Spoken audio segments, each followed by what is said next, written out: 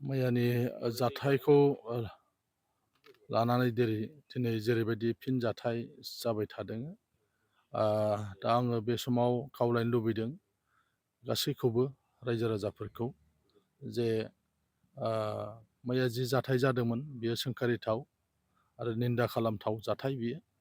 आं बेखौ निन्दा खालामदों आरो मैयानो जिहेथु गोबां मानसिफोरखौ पुलिसा एरेस्ट खालामदों। पुलिसा गावनि जे हाबा बे हाबाखौ मावगासिनो दङ।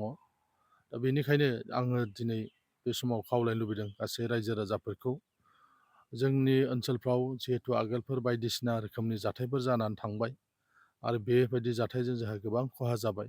बेनिखायनो आं खावलायनो लुबैदों रायजो राजाफोरखौ गोसो हमथानांगौ। पुलिसा खामानि मावगासिनो दङ, गोजौ थाखोनि पुलिस बिफानफोर जों जगाजगबो खालामदों।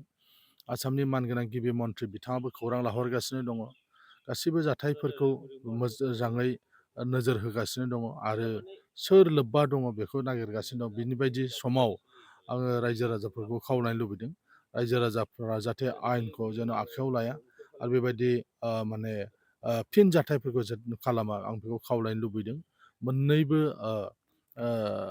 जोंनि हारि हारिसाफोरखौ बा बे ओनसोलनि रायजो राजाफोरखौ जाहाथे बयबो गोसो हमथानानै जेन' बयबो थायो। दा दहाय जिबायदि घटनाफोर जाबाय बिनि अनगा बै जेन' आरो खुनु रोखोम गाज्रि जाथायफ्रा जेन' जाया। आङो खावलायदों ओनसोलाव जोंनो गोजोन नांगौ, गोजोन थासारि गायसननांगौ।